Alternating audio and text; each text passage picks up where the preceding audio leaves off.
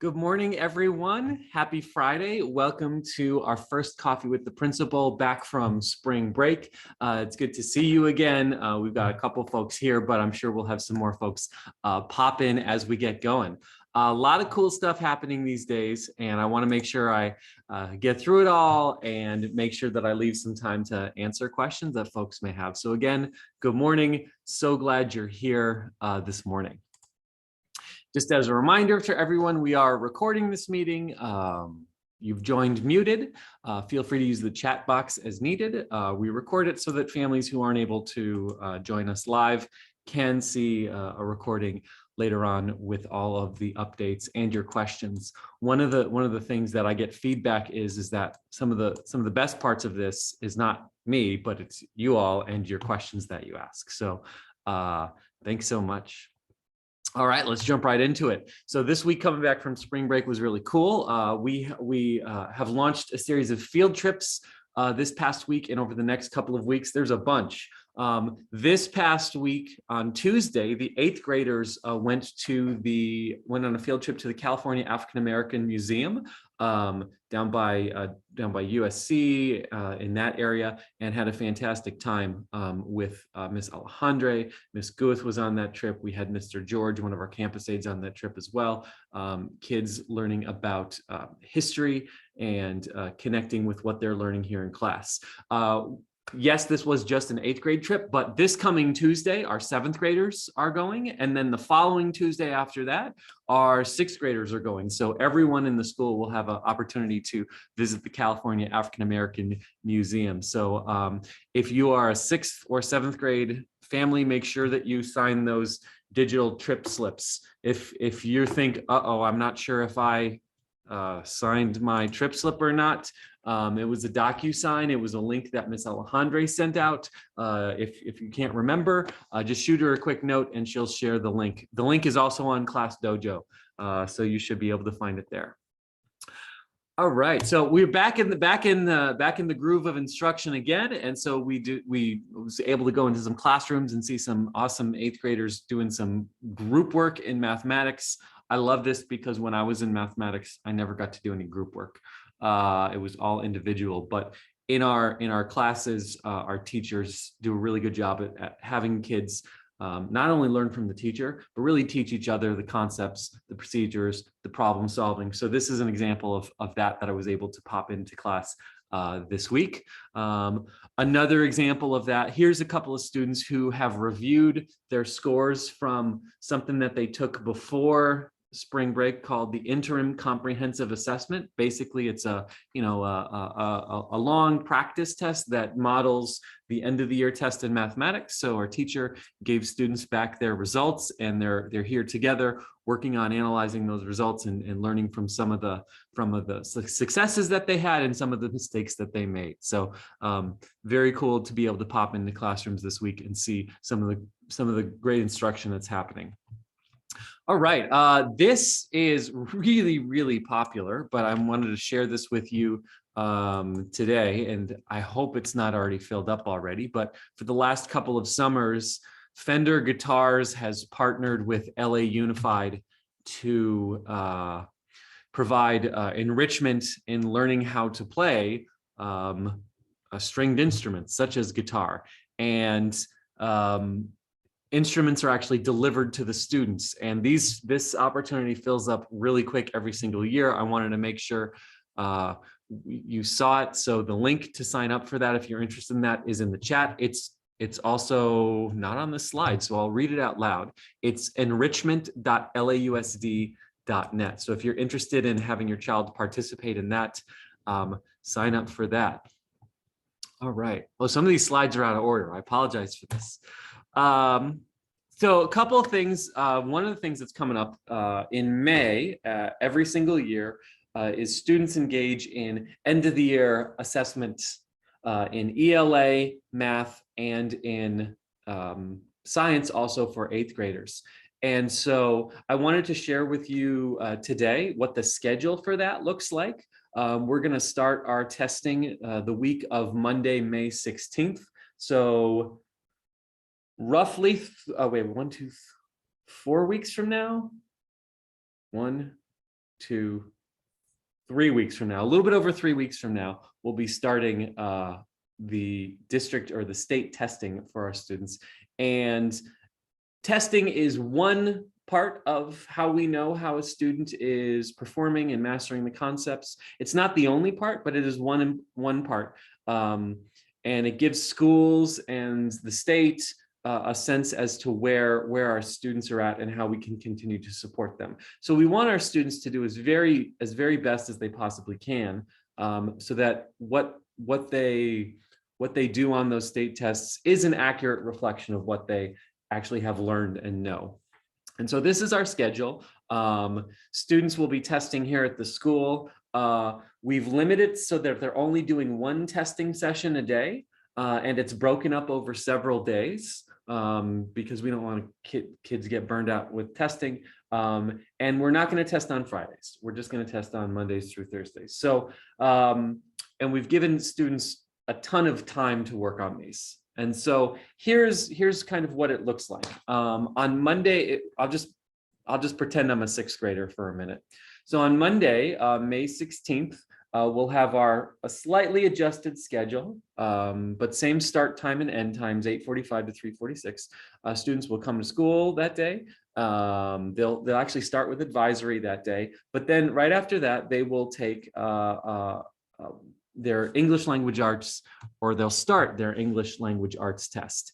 And that's an 85-minute testing session, and we want them to go slow. We want them to take their time. We want them to really engage with that. And then after that testing session is over, that's it for the day. So by about, by the end of that 85-minute block, they stop testing, and then they continue with the rest of their day in their normal classes, math, science, history, PE, all of that stuff. So your children are getting their normal classes the rest of the day.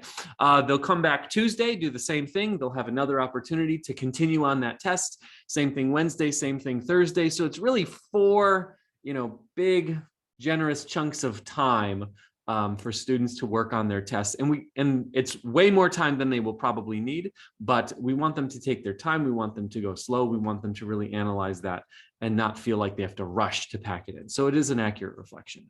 And then there's no testing Friday, May 20th. Following week, they'll do math, et cetera, et cetera. Again, just a little chunk of the test every, Monday through Thursday for about 2 weeks. Same thing for 7th grade. They'll start with math, then go to ELA. Same thing for 8th grade. They'll start with ELA, then go to math. One additional test that the 8th graders take is the science test, and they'll do that 3rd week, May 31st through June 2nd. There is no school on Monday, May 30th. It's Memorial Day, so there's no testing that day. So what are some ways that families can help their child, prepare to make sure that, the results of that are an accurate results of what they've learned?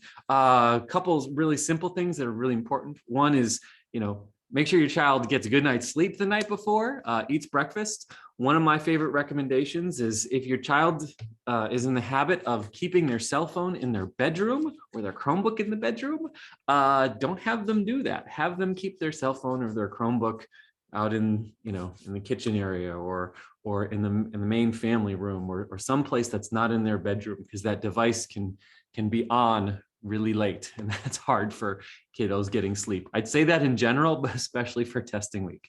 Number 2, if you can avoid scheduling doctor's appointments, dentist appointments on those testing days, that'll help, because that will, allow us to not have to have your child make it up later on. And that can be a little bit of a headache, and you end up with a little bit of a gap in what they're engaging with and dealing with. So if you can avoid scheduling appointments those days, that would be good. Fridays are fine because we're not doing testings on Fridays. Number 3, really important, make sure your child overnight leaves that Chromebook charged and charging overnight, because they will need a fully charged Chromebook. That's the device they'll be using.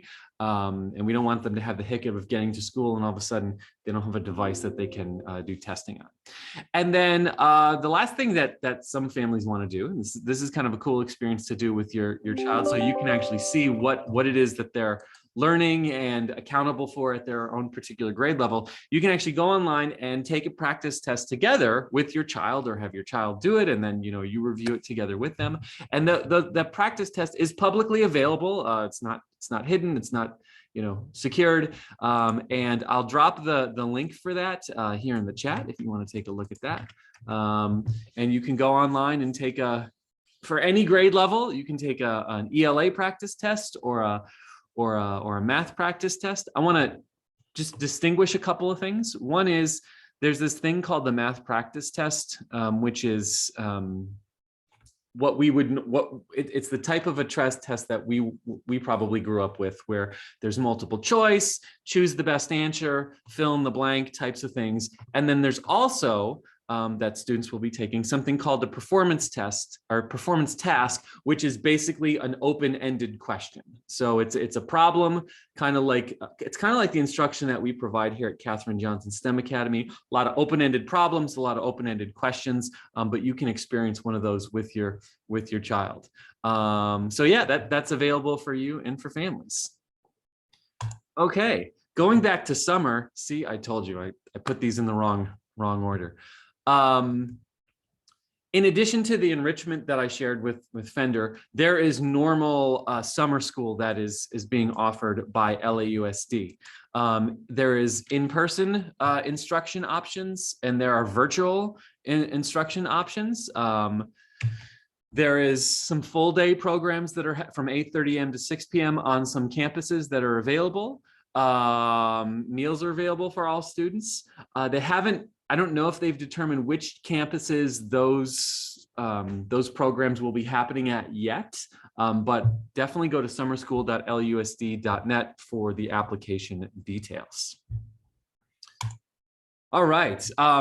Shout out to Miss Alejandra and to the yearbook students who are busily putting together this year's Katherine Johnson STEM Academy yearbook, and it is available for pre-order at that link, bit.ly/KJSA yearbook 22. So we encourage you to go online, purchase a yearbook. It's a great keepsake memory of your child's experience here at Katherine Johnson STEM Academy.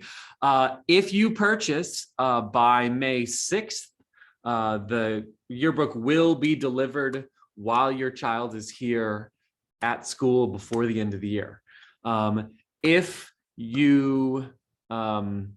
If you don't purchase by May 6th, if you purchase after May 6th, you'll still get it, but you'll have to request that yearbook get mailed to your home, or we don't want it to come to the school and get missed by someone here because no one's here. So due date May 6th for on-time delivery to school. All right, just a couple other, well, we'll come back to that one in a minute. All right, one announcement, another announcement I'll share what's going on. Westchester Community of Schools is having a town hall next Thursday at 4 p.m. and the link to register for that is there in the chat. You can learn about school celebrations, the Black Student Achievement Plan, instructional updates, social emotional learning, summer school, health and safety updates, the superintendent's 100-day plan, et cetera, et cetera. So if you're interested in what's going on with us, but also Wright Middle School, Westchester High School, some of you have younger students in elementary schools around the area, this is the organization that puts all of that together. And then we did our first school tour. I led the first school tour in 2 years. Last night here at the school, we had some families join us with their kids, which was great. We've got 3 more coming up, one for this Saturday afternoon, one for next Thursday evening, and then one for the following Saturday morning. If you have friends or colleagues or people from your child's elementary school who are still thinking about middle school, you can encourage them to sign up for a tour at the link right there. All right, let me go back to one thing for just a moment. Teacher Appreciation Week is coming up May 2nd through May 6th. That's just over a week from now. And I know that I am super grateful for an amazing group of staff members and teachers that we have here at Katherine Johnson STEM Academy. And many of you share the same sentiment verbally here on Coffee with the Principal, but also, in emails to me and emails to them. And so yesterday I met with a small group of parents and we brainstormed different ideas that families could do to celebrate and appreciate our teachers. And we came up with a list of amazing ways that you as parents and families and even your kids can partner with us and help us celebrate our amazing teachers and staff here at the school. And so we put together a sign-up sheet, and I encourage you, and I would ask that all of you go to that sign-up sheet. It's right there, bit.ly/KJSA Teacher Appreciation, and find something that you and your family can do to help celebrate our teachers. And there's a wide range of stuff. Some of them, it ranges from the very simple and some options that cost no money at all. And there's more involved ways that you can involve if you want to contribute towards more tangible things as well. But please, to help celebrate our teachers, take a moment and go to that website, KJSA Teacher Appreciation.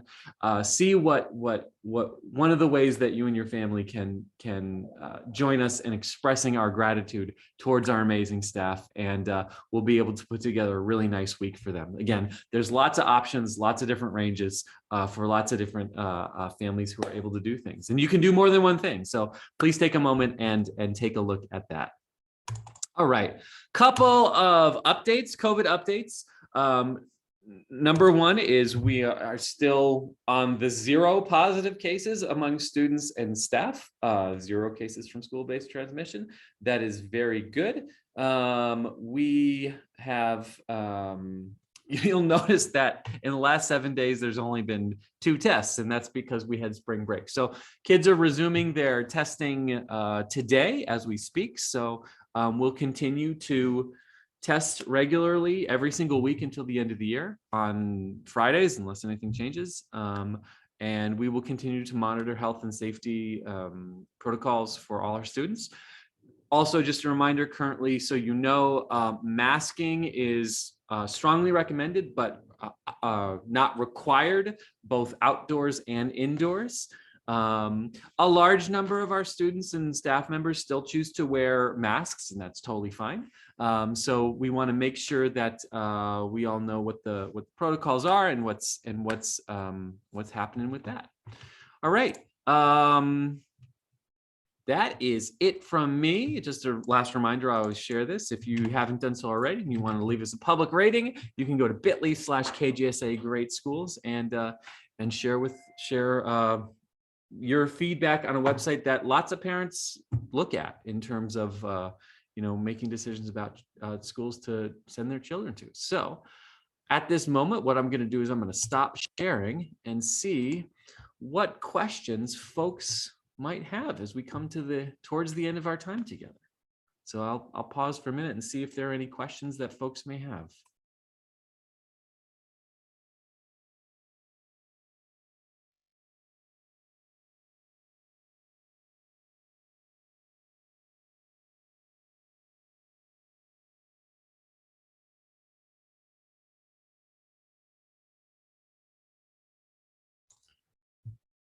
Well, if there are not any specific questions, that's totally fine. I still enjoy meeting with you even when you don't ask questions.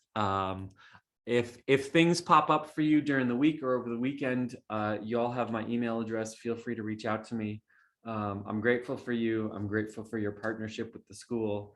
I'm grateful when you do send me those emails or you send me those class dojo messages. Those are super helpful as we it allows us the ability to quickly address things when they come up. So that is super helpful, and I appreciate those of you who do that. So with that said, I will wrap us up. I hope you all have an excellent Friday, an excellent weekend, and we'll see everybody. We'll see all your kiddos here next Monday. All right, bye-bye.